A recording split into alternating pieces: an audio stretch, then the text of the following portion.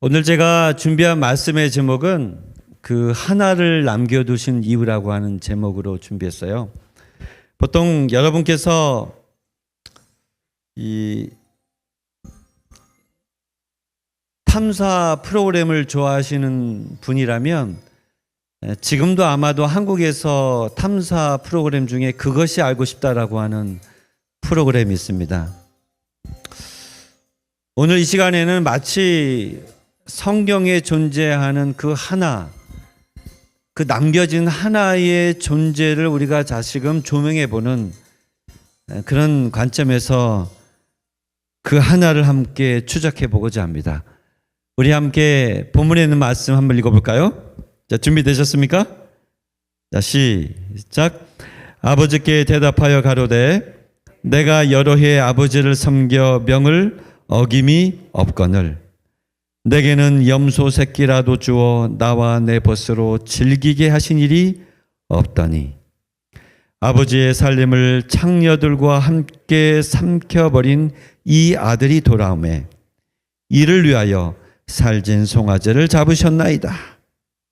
아버지가 이르되 예, 너는 항상 나와 함께 있으니 내 것이 다 내 것이로되. 성경은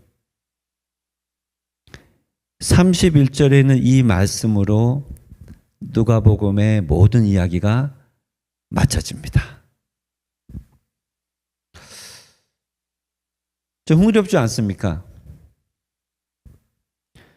내 것이다, 내 것이다. 그러면서 맨 마지막 구절이 이 내 동생은 다 같이 읽어볼까요? 시작. 죽었다가 살아났으며 내가 잃었다가 얻었기로 우리가 즐거워하고 기뻐하는 것이 마땅하다 하니라. 너무나도 잘 아는 이 탕자의 비유의 마지막 구절입니다. 자, 제가 서론에 뭐라고 말씀드렸죠? 그 하나를 남겨두신 이유, 이런 제목으로 그 전에 우리 성도님들이 알고 있던 이 본문에 있는 말씀 얼마나 많이 들으셨습니까? 여러분이 들으셨던 지식과 이해하는 정도를 다 동원해서 이 시간 예수님이 이렇게 말씀하시고 이렇게 비유하신 그 이유를 여러분들이 PD의 입장에서, 프로듀서의 입장에서 함께 조명해 보셨으면 좋겠습니다. 그리고 바라건대 한 가지 여러분의 마음 가운데 그 하나를 남겨두신 진정한 PD이셨던 예수님의 취지를 꼭 이해하시고 돌아가시기를 간절히 바랍니다. 여러분, 예수님께서는 복음서에 기록된 말씀 중에서 예수님께서 하신 말씀 중에서 3분의 1이 비유에 해당합니다. 그 얘기는 예수님은 비유를 많이 활용하셨습니다. 예수님께서 비유를 말씀하신 이유는 예수님은 한마디로 스토리텔러의 대가셨습니다. 비유라고 하는 것은 청중들로 하여금 효과적으로 그 메시지를 상처받지 않도록 전달하는 확실한 도구이기 때문에 예수님께서는 그분께서 말씀하신 여러 이야기 중에 3분의 1이 비유였습니다. 그런데 단연 여러분이 기억하시는 그 비유들 중에 가장 여러분의 마음 가운데 임팩트가 강한 비유가 무엇이었습니까? 씨 뿌리는 자의 비유? 또 어떤 비유가 있었을까요? 잃은 동전의 비유. 네, 저는 단연코 누가복음 15장에 있는 새 잃어버린 존재에 대한 비유가 가장 제 마음 가운데 임팩트가 많이 남습니다. 예수님께서 이 비유로 말씀하신 것은 창세부터 감추인 것들을 드러내려 하시기 위해서 비유를 말씀하셨습니다. 이 시간 창세로부터 감춰왔던 진정한 PD의 입장에서 조명해 주신 이 이야기의 핵심을 우리 한번 추적해 보도록 하겠습니다. 여러분, 누가복음 15장은 우리 집사님께서 말씀하셨듯이 새 잃어버린 존재가 등장합니다. 첫 번째 그 이야기에 등장하는 대상은 100마리입니다. 여러분, 100마리 양 중에서 한 마리를 잃어버리는 거 심각합니까? 그닥. 두 번째 비유, 10개의 동전에서 동전 하나 잃어버린 거 아주 위중합니까? 그닥. 그런데 둘 중에서 하나를 잃어버리는 거 좀 관심이 가십니까? 우리 인간은요, 이 수치에 약해요. 그리고 나이가 들수록 사람은 숫자에 집착을 많이 보입니다. 아이들은 숫자에 그렇게 집착하지 않아요. 그런데 연세가 들면 들수록 이 숫자에 굉장한 집착을 보여요. 따지고 보면 예수님께서 100에 하나, 10에 하나, 그리고 2에 하나의 예를 드신 것은 뭔가 점입 가경의 목적으로 이야기의 흥미를 북돋아 위해서 그렇게 설정하셨습니다. 그렇죠? 여러분이 가장 마음 가운데 임팩트가 강한 것이 무엇입니까? 112 다 제쳐놓고 그 중에 하나, 그 중에 하나. 왜요? 결국 그 하나가 되찾았기 때문입니다. 잃어버렸다가 목자에 의해서, 주인에 의해서, 그리고 당자의 비유 속에서는 자기 발로 스스로 아버지 집에 돌아왔습니다. 그런데 말이죠, 이 세 비유에 공통적인 패턴과 구조가 있습니다. 다 아시는 이야기죠? 첫째, 뭔가를 잃어버렸어요? 잃어버린 것을 주인이, 목자가 찾으러 나갔습니다. 그런데 탕자의 비유 속에서는 아버지가 찾으러 나가지 않았습니다. 그런데 여기 세 번째 공통적인 파트는 동전을 잊어버려도, 어린 양을 잊어버려도 그 찾은 주인과 목자가 얼마나 기뻐하는지, 어린 양을 등에 메고 그 찾은 것을 기뻐해서 동네 사람들 다 모아서 뭘 베풉니까? 잔치를 베풀어요. 동전도 마찬가지입니다. 동전 하나 찾았다고 해서 동네 사람들 다 오라고 해서 잔치를 베풉니다. 탕자의 비유 속에서도 잔치가 있습니까? 있죠. 그래서 공동체가 함께 기뻐하고 즐거워합니다. 그런데 말입니다, 여기에서 한 가지 우리가 주목해야 될 점이 있습니다. 누가복음 15장에 있는 이와 같은 공통된 패턴을 유일하게 깨버리는 존재가 하나 있습니다. 누굽니까? 탕자의 비유 속에서 등장하는 그 맏아들만큼은 아버지 집에서 베풀어지는 잔치에 들어가기를 원치 않았습니다. 잃어버린 자를 찾아서 함께 즐기고 기뻐하자고 하는 아버지의 초청을 결국 듣고 들어갔습니까? 아니면 들어가지 않았습니까? 예수님은 이 이야기의 끝을 결국 들어갔는지 안 들어갔는지 결말을 주지 않고 이야기를 매듭지었습니다. 분명한 것은 아버지 집에서 베풀어진 그 잔치를 기뻐할 수 없는 그 한 사람을 이야기 속에 남겨 두셨다는 것입니다. 이쯤 하면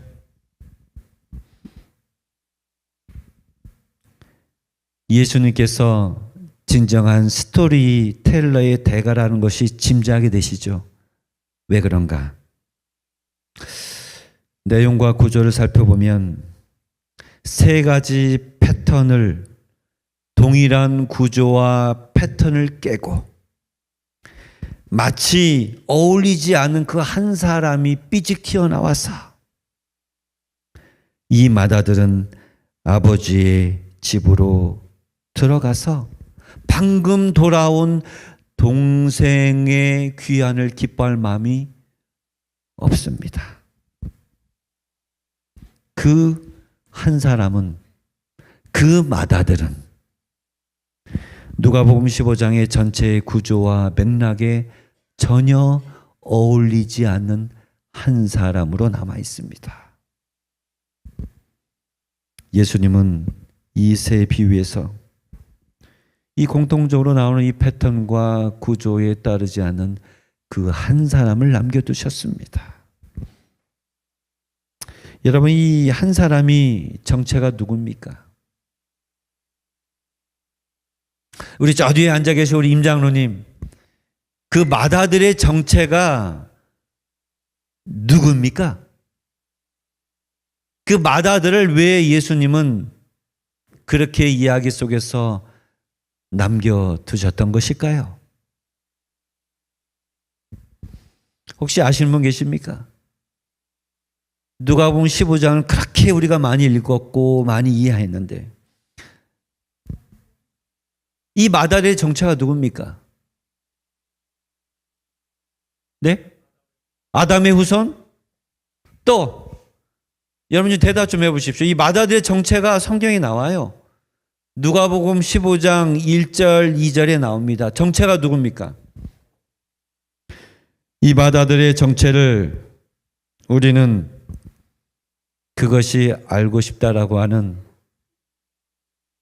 PD의 입장에서, 진정한 PD시던 예수님의 입장에서 함께 파헤쳐 보겠습니다. 이 마다들이 누구였는지. 그래서 오늘 말씀 그 하나를 남겨두신 이유 조명해 보겠습니다. 시작.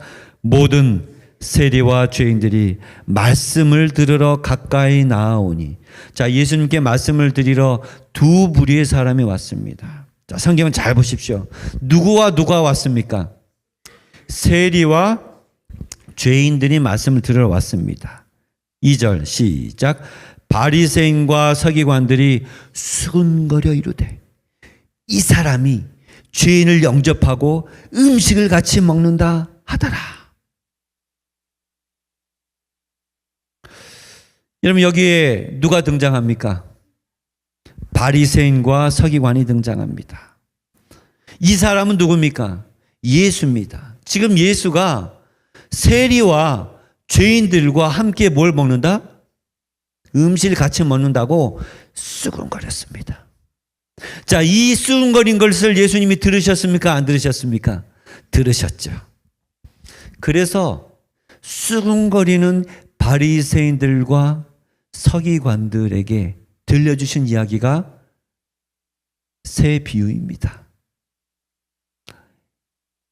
100마리 중에서 하나, 10동자 안에서 하나, 두 아들 중에서 하나. 여러분, 바리새인들은 어떤 사람들이죠? 영어로 파라시라고 하는 말은 이 히브리 말로 푸르심이라고 하는 말에서 유래됐는데요. 이 푸르심이라고 하는 말의 뜻은 경건주의자라는 뜻이에요. 여러분, 이 경건주의자라고 하는 이 푸르심, 파라시, 바리새인들이 언제 조직됐습니까? 아시는 분 계십니까? 이 바리새인들이 평신도들로 이루어진 이 경건주의자들이 언제 조직이 됐어요? 유대인들 사회에서. 기원전 6세기에 이스라엘 백성들이 포로로 끌려가고 다시 70년이 참에 다시 귀환했습니다. 그렇죠? 이스라엘 성전이 파괴되고 참혹한 상황을 그들이 보았습니다. 자신들의 죄를 철저히 회개하고 율법에 헌신한 사람들이 드러나기 시작했습니다. 그러한 사람들로 인해서 조직된 경건주의자 단체가 바로 프로심, 바리새인들이었습니다.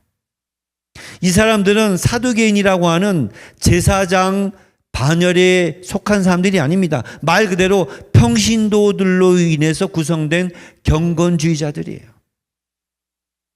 예수님이 공생의 기간에 유대 종교 지도자들 중에 프루심, 바리새인들은 대세를 이루고 있는 경건주의자들이었어요. 경건주의자들이 볼 때 예수가 지금 뭐 하고 있는 거예요, 지금? 죄인과 세리와 같이 밥을 먹고 있어요. 못마땅했겠죠. 수군거렸습니다. 바리새인들의 눈에 비친 예수님은 첫째, 먹기를 탐하고 포도주를 즐기는 사람으로 눈에 비춰졌습니다. 그렇죠? 보십시오. 모든 세리와 죄인들이 말씀을 들으러 가까이 오니.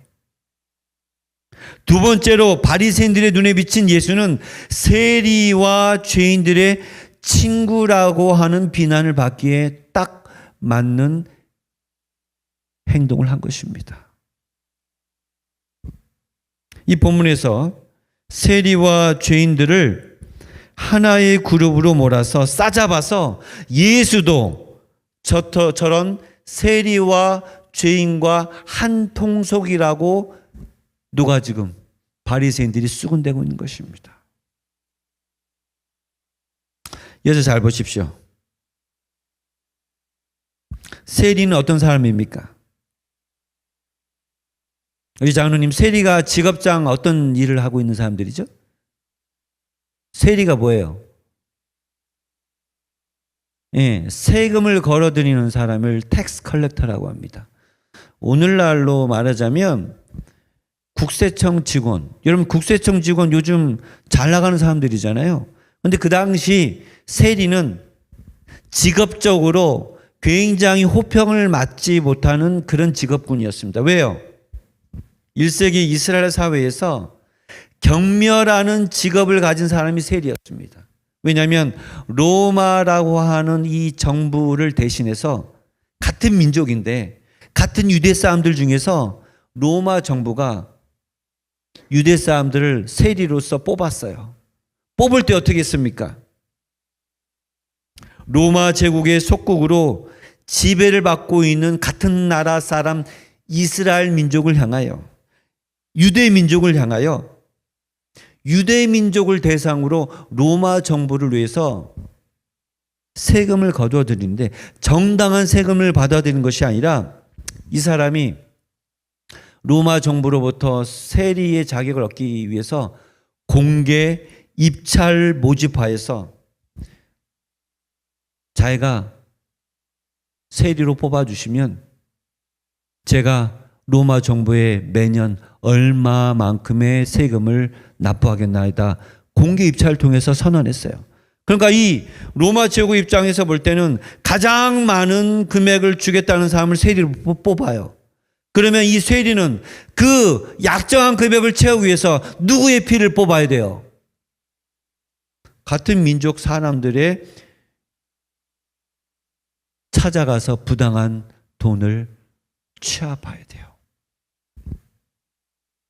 세리로 로마 정부의 공개 입찰에 응한 자들은 그 할당액을 채우기 위해서, 그리고 자신의 이윤을 남기기 위해서 같은 민족의 혈세를 쥐어짤 수밖에 없었습니다. 이런 사람이 세리예요, 그 당시. 또 창기. 여러분, 왜 창기가 죄인입니까? 성경을 잘 보면은 죄인들이었다가 했다가 이 죄인들의 그룹이 누군지 맏아들이 지목해 줍니다. 세리는 업무상, 직업상 죄인을 대표하는 남자였고, 죄인은 죄송하지만 윤리적으로, 도덕적으로 죄인이었던 여성을 대표합니다. 그걸 어떻게 합니까? 맏아들이 아버지께 따지는 이야기 속에서 이 죄인이 누군지가 나와요. 아버지의 살림을 누구와 함께? 창녀. 여기서 말하는 창녀가 도덕적으로, 윤리적으로 혐오했던 죄인을 말하고 있습니다. 그러니까 이 죄인은, 이 창기는 윤리적으로 패역한 여자를 대표하는 사람입니다. 그리고 직업적으로 패역한 사람을 대표하는 사람이 누구였습니까? 세리였고, 세리와 창기는 남자, 여자, 직업적으로, 윤리적으로 패역한 사람을 대표하는 사람들이었어요. 여러분, 우리 이제 본문에 들어가서 이 맏아들이 아버지가 베풀어준 이 잔치에 갈 수 없는 이유 3가지를 함께 살펴보겠습니다. 그가 왜 갈 수 없었는지, 그가 어떤 마음이었는지. 25절입니다. 준비되셨습니까? 함께 읽어볼까요? 시작.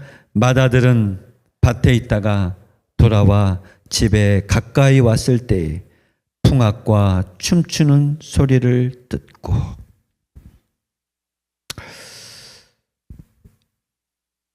맏아들이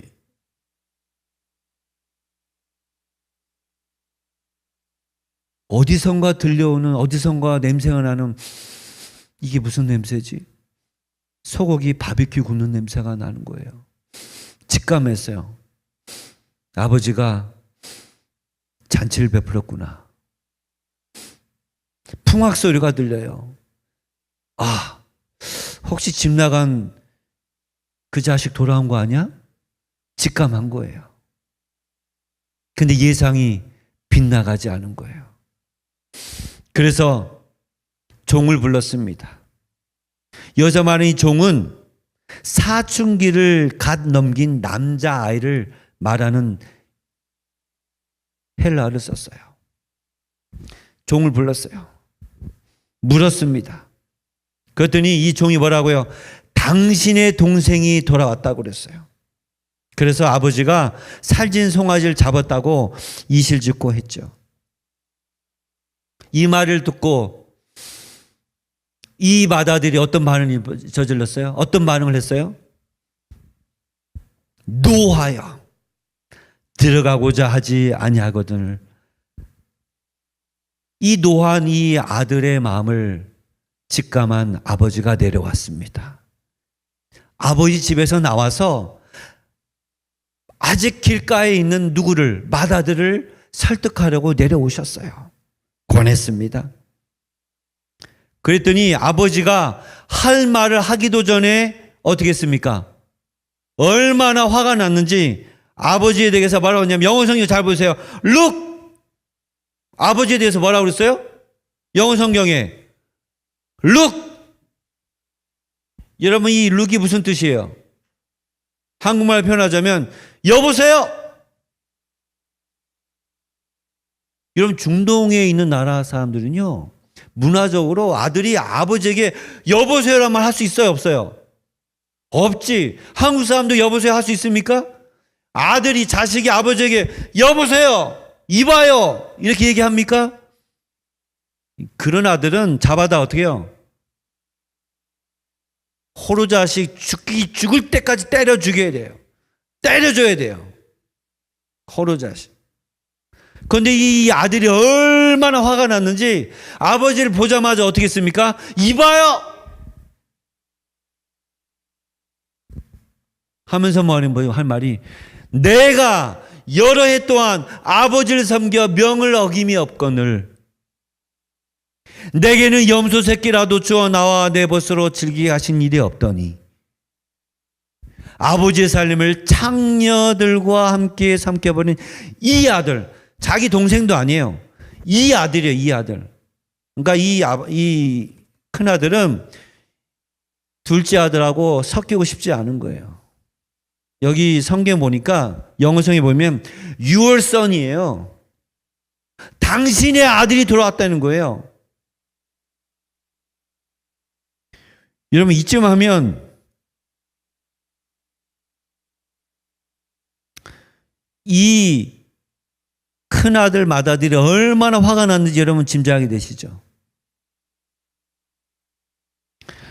아버지께 대답하여 이르되 내가 여러 해 아버지를 섬겨 명이었거늘. 여러분 여기서 주목할 것은 아까 말했듯이 이 맏아들은 집 나갔다 돌아온 동생을 내 동생이라고 말할 마음도 없고 그래서 당신의 아들이라고 얘기했습니다. 그리고 더구나 이 맏아들은 당신의 아들이 아버지의 유산을 누구와 함께 창녀들과 함께 삼켜버렸다고 하는 사실을 팩트를 체크함으로써 마치 율법에 의하면 저런 호로 자식은 죽어 마땅한데 죽어 마땅한 동생은 아버지 아들을 받아주었다는 것에 대해서 누가 화가 났어요 지금?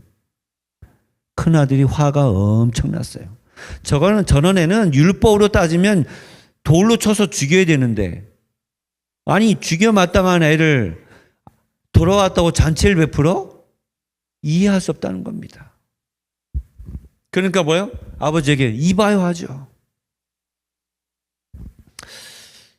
그러니까 이 맏아들이 하는 말은 사실 율법에 의하면 돌에 맞아 죽어야 마땅한 심각한 죄를 지었다고 지금 뭐 하고 있는 거예요?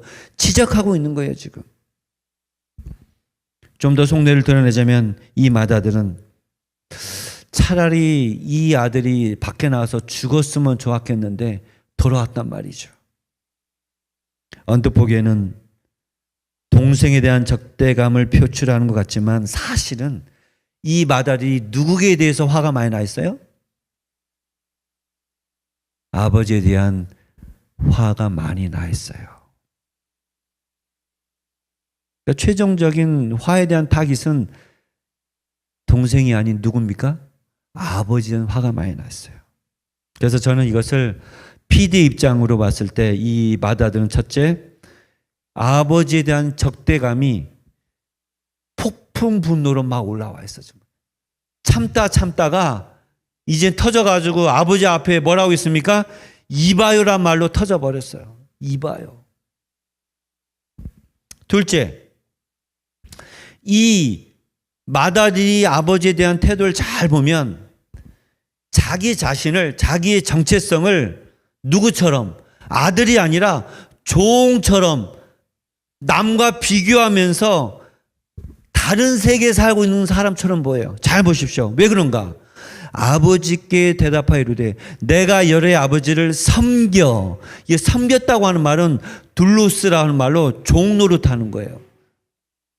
엄연히 이 맏아들은 아버지의 아들이에요. 맏아들이에요.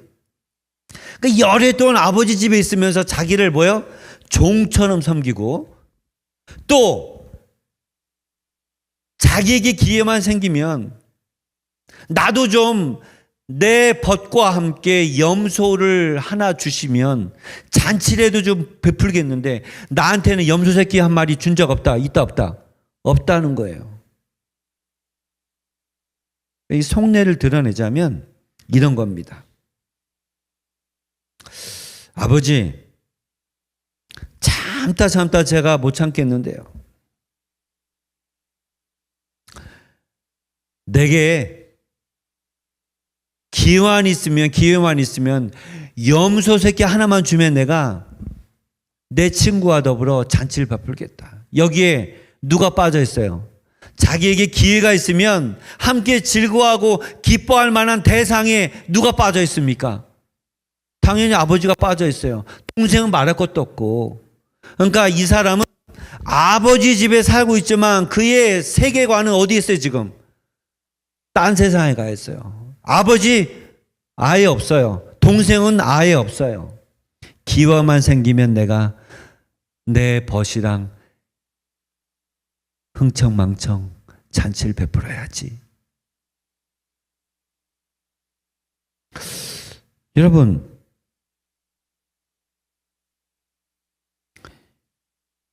섬겼다고 하는 말, 아버지를 섬겨, 이 섬겼다고 하는 말은 둘리오라고 해서 종노릇하다는 뜻이에요. 심적으로 이 아들은 아버지 집에 있으면서 아들로서 있으면서 기뻐하는 마음이 없고 지금 뭐예요? 계속 종노릇하면서 섬기는 자로서 살아왔어요. 그러니까 기뻐요, 안 기뻐요? 안 기뻐. 종처럼 늘 강박관념을 갖고 섬겨왔다고 하는 표현을 쓰는 거예요. 여러 해 동안 아버지를 종처럼 섬겼다 왔다.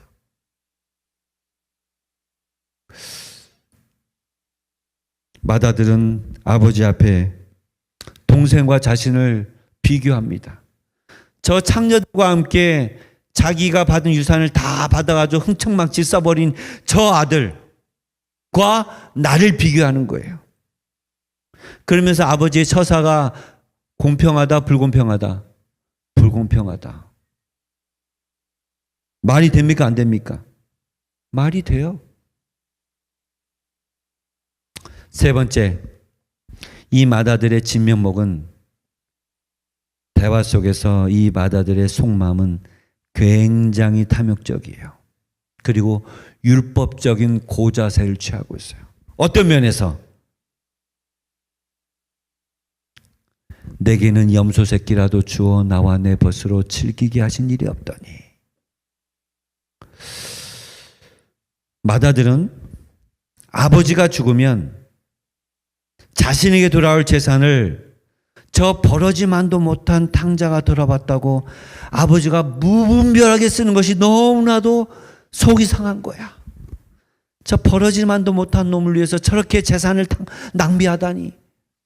어이구, 저 아까운 송아지를 잡다니. 하지만 이 항보에는 실제 사실과 거리가 있습니다. 성경을 자세히 읽어보면 이 이야기 속에서 아버지가 돌아가시기 전에 이미 뭐를 나눠줬습니까? 둘째 아들과 맏아들에게 유산을 남겨주었어요. 이 중동 문화 속에서는 아버지가 죽기 전에는 절대 유산을 나눠주지 않는데요. 이 이야기 속에서는 아버지가 버젓이 살아있는데 이 둘째 아들이 자신에게 유산을 달라고 하니까 유산을 떼어줄 때에 누구에게? 둘째 아들에게 줄 때에 맏아들에게 2배를 주었어요. 이미 주었어요. 그러니까 속된 말로 지가 친구들이랑 잔치 베풀 거면 자기가 이미 아버지로 받은 유산으로 얼마든지 뭘 할 수 있어요? 잔치 베풀 수 있어. 그러니까 이 맏아들은 어떤 모습이에요? 굉장히 탐욕적이에요. 맏아들은 아버지의 명을 한 번도 어긴 사실이 없대요. 그렇죠? 여러분, 이 이야기를 보면 누가 생각나십니까? 마태복음 19장에 보게 되면 율법을 내가 다 지켰사온데 아직도 무엇이 부족합니까라고 항변했던 누구? 부자 청년이 생각나시죠? 그러니까 이러한 이 맏아들의 모습은 이 부자 청년의 이 고고한 자세, 율법을 내가 다 지켰는데 아직도 내게 뭐가 부족하냐고. 그런데 아버지는 이 폭풍 분노하는 아들의 이야기를 다 듣고 나서 무슨 말 하세요? My son. 저는 이 대목을 보고 마음이 무너지는 것을 경험했어요. 한국말로 뭐라고 번역했어요? 얘야. 너는 항상 나와 함께 있으니 내 것이 다 내 거야. My son.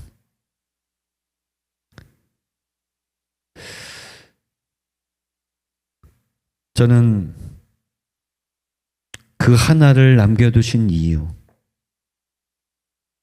이거를 제가 PD이신 예수님의 입장에서 함께 조명해 보게 되었을 때 제가 한 가지 주목할 것을 함께 성도님과 주목해 보기를 원합니다.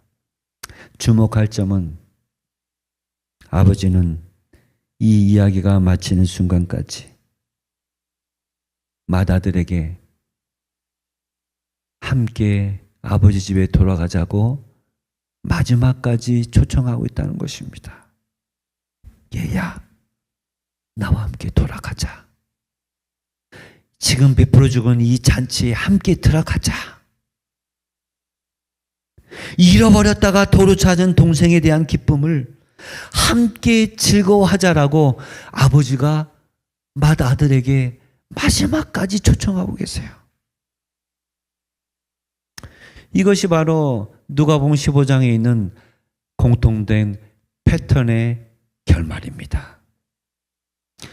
잃어버린 동전과 잃어버린 양과 탕자에 등장하는 공통된 패턴은 잃어버린 것을 도로 찾은 것에 대한 기쁨을, 잔치를 베풀면서 기뻐하는 것이 결말이에요. 그게 해피엔딩이에요.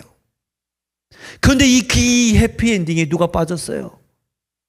마지막까지 이 맏아들이 안 들어가겠다네요.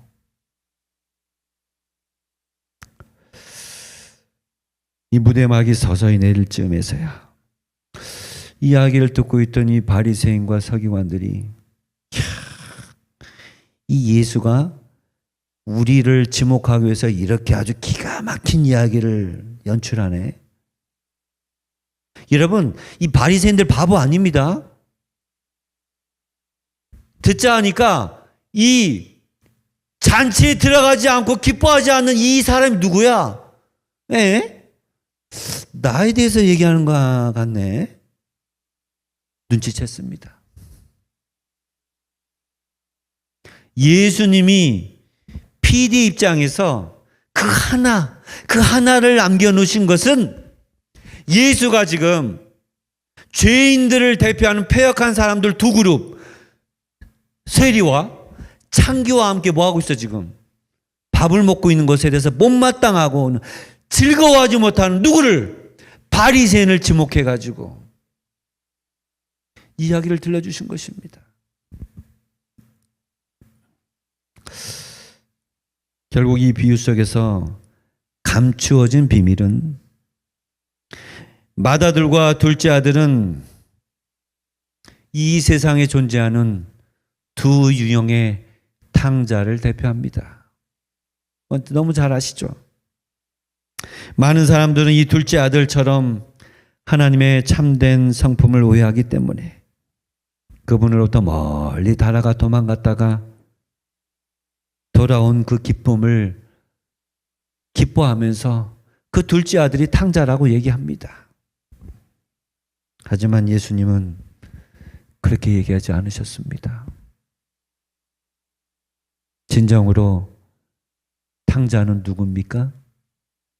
이야기를 들어보면 다른 부류에 속한 적지 않은 사람들, 맏아들처럼 늘 하나님을 섬긴다고 종교 생활하는 사람들 중에 하나님의 계명을 착실하고 지킨다고 하는 사람들 중에 그분의 인정을 받으려고 노력을 열심히 하는 사람들 중에 기뻐하지 않는 사람이 있다면 여러분, 그 사람이 예수님께서 지목하신 탕자와 같은 사람이 아닙니까?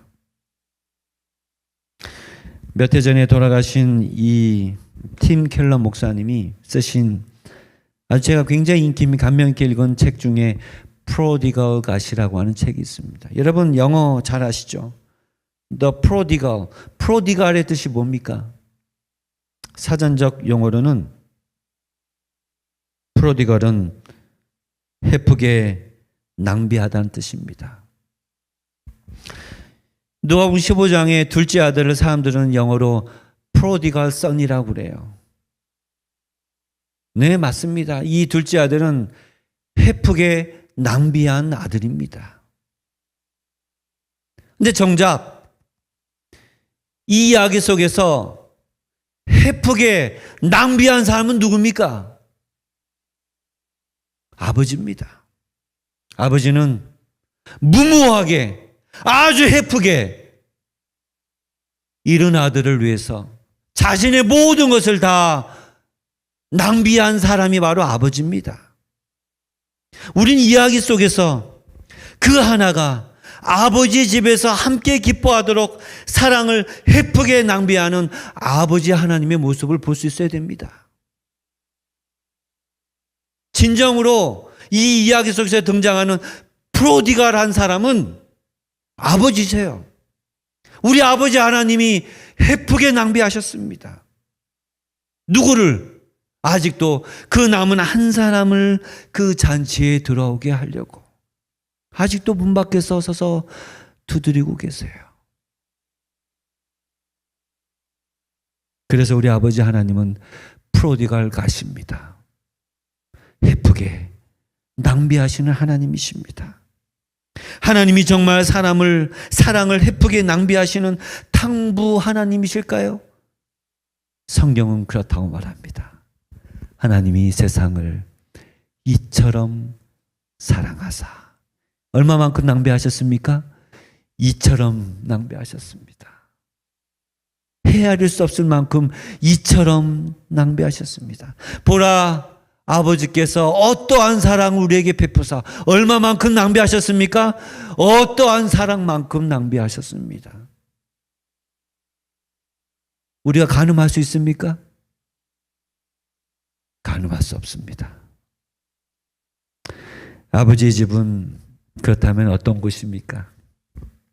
왜 우리 아버지 하나님은 계속해서 아버지 집에 들어가자고 하는 것일까요? 거기에는 무엇이 있길래? 우리가 재림교인들의 근간을 이루는 네 가지 신학 기둥 아시죠? 제7일 안식일 예수 재림교회를 지탱하는 네 가지 교리적 기둥. 첫째가 이름 속에서 제7일 안식일입니다.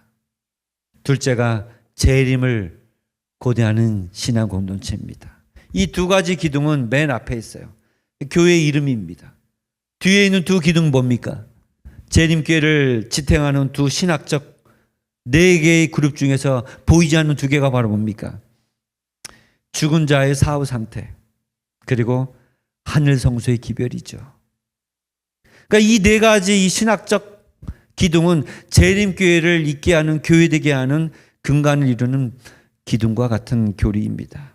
근데 그 중에서 성소 교리를 우리가 공부할 때 이 성소는 무엇입니까?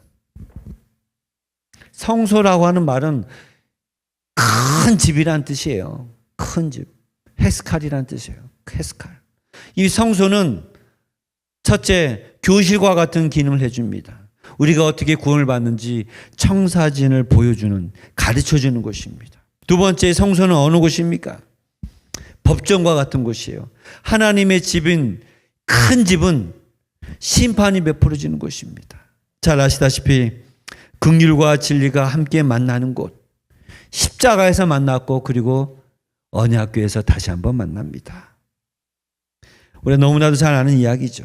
그런데 제가 여기서 강조하는 것은 헤스칼, 큰 집인 성소는 세 번째 어떤 뜻을 가지고 있습니까? 한번 다시 해볼까요? 시작. 하나님의 집입니다. 성소는 하나님의 집입니다. 성소가 구원의 청사전을 가르치는 교실의 기능, 그리고 하나님의 심판이 법정의 장소로서 기능을 갖게 된 이유가 곧 죄인이 아버지의 집으로 돌아가기 위한 과정을 보여주고 있기 때문일 것입니다. 가장 근본적인 성소의 뜻은, 헤스칼의 뜻은, 큰 집은 누가 계신 곳입니까? 우리 아버지 하나님이 계신 곳입니다. 그것이 큰 집입니다. 우리가 성소에 대해 오랫동안 들어왔지만 성소가 하나님의 집이라는 이 평범한 사실을 우리는 잘 주목하지 않았던 것 같아요. 그런데 하나님의 집 헤스칼에서 결국 무슨 일이 벌어집니까? 나에게 생명을 주신 하늘 아버지가 계신 그곳, 그 큰 집, 잃었던 생명을 다시 찾도록 구원을 주신 하나님께 대한 찬양과 감격과 감사를 드리는 곳이 바로 어디입니까? 하나님의 집입니다. 그곳이 하늘 궁정입니다. 누가복음 15장에서 아버지의 집, 잃었던 그 한 사람이 돌아가서 함께 즐거워해야 할 그 큰 집, 그 헤스칼, 그 성소는 바로 어떤 곳입니까? 곧 하늘 궁전이고 하늘 성소에서 구원받은 자들이 함께 감격하고 함께 어린 양의 혼인잔치에 참여해야 될 우리 아버지 하나님의 큰 집입니다. 그러니 이쯤 하면 우리가 왜 그토록 아버지가 그 큰아들에게 돌아가자고 했는지 이제 이해가 되시죠? 다 즐거울까요? 시작. 성소는 찬양의 궁전이며 하나님의 통치 아래에 있는 모든 존재들이 하나님을 찬양하며 예배하는 곳이다. 그것이 바로 큰 집인 성소이고 아버지의 집입니다. 사랑하는 성도 여러분, 저는 이제 말씀을 요약하면서 우리가 둘째 아들의 심정으로 나를 받아준 아버지의 사랑에 날마다 감격할 수만 있다면 오늘 우리의 찬양도, 오늘 우리의 감사도 묵은 감사가 아니라 생생하고 다이나믹하고 감격적인 예배의 찬양이 될 줄 믿습니다. 사는 성도 여러분, 어쩌면 우리는 고고한 자세로 우리 재림교인 바리새적 모습이 얼마나 많은지 몰라요. 뭐 이렇게 가리는 거 많고 안 먹는 거 많고 뭐 따지는 거 많고 시간 계산 철저히 하고, 그런데 이런 사람들 중에 아버지 하나님의 명을 어겨 섬긴다고 하지만 그 마음 가운데는 기쁨이 없고 아버지에 대한 오해가 쌓여있는 사람, 그런 사람은 조심하십시오. 적대감이 쌓여서 어느 순간 아버지를 향해서 이봐요라고 말할 만큼 폭풍 분노를 낼 수 있습니다. 이렇게 양처럼 온순해 보인 여러분에게도 폭풍 분노를 할 수 있는 요건이 있다니까요. 둘째, 여러분처럼 양순하게 생긴 사람들에게도 자신을 종처럼 다른 사람 비교하면서 살면 안식일에는 교인으로서 살지만 나머지 6일은 다른 세계에 사는 사람으로 살 수 있습니다. 아버지 집에 있는 것을 생각하는 삶을 하루 살지만 나머지 6일은 어느 세계에 살아요? 기회가 되면 우리 친구와 더불어 잔치 좀 베풀어야지. 전혀 다른 세계에 사는 사람들이에요. 여러분 한 주간 동안 그런 삶을 사십니까? 우리는 그런 삶을 살 수 없습니다. 세 번째, 우리는 굉장히 탐욕적인 자세를 취할 수 있습니다. 우리가 받은 이 은혜가 얼마나 놀랍습니다. 그런데 이 세상에서 마치 천년만년 살 것처럼 더 갖고 싶어서 탐욕적인 자세를 보이고 있지는 않습니까? 맏아들 유형의 탕자들이 있습니다.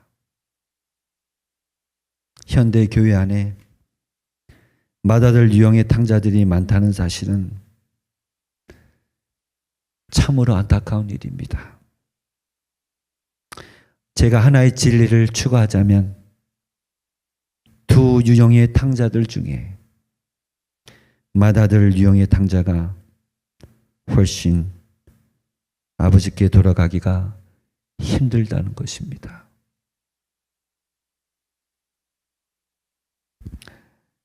내가 바로 그 맏아들과 공통점이 많다고 생각한다면 오늘 우리에게 희망은 없는 것입니까? 내가 너에게 이르노니 이와 같이 죄인 한 사람이 회개하면 하나님의 사자들 앞에서 기쁨이 되느니라. 그렇게 오랜 시간 함께 있다고 생각했던 그 마다들이 기쁨과 감격을 회복하고 진정으로 아버지와 즐거워하고 구원의 잔치를 베풀어야 할 곳이 어디입니까? 바로 아버지의 집입니다. 그러니 이제 여러분께서 누가복음 15장의 결론을 써주시기 바랍니다. 왜 예수님께서 이 결론을 말씀하지 않으시고 매듭을 치셨을까요? 그것은 이 글을 읽는 여러분 각자가 첫째 아들을 이용해 탕자라는 것을 지목해주고 알길 원하셨었고, 두 번째 이유는 여러분이 이 이야기의 해피엔딩을 지어줄 주인공이라는 것을 일깨워주기 위함입니다. 사랑하는 성도 여러분, 비록 잃어버린 한 영혼이 단 한 사람뿐이라 할지라도 그리스도께서는 그 한 영혼을 위하여 죽으셨을 것이다. 아멘입니까? 이것이 스토리텔러의 대가이신 예수님이 그 하나를 남겨두신 이유입니다. 하나님의 낭비할 만큼 헤프신 탕부 아버지의 사랑이 깃든 하나님의 집으로 돌아가게 되시는 여러분과 제가 되길 간절히 바라면서 말씀을 마치겠습니다.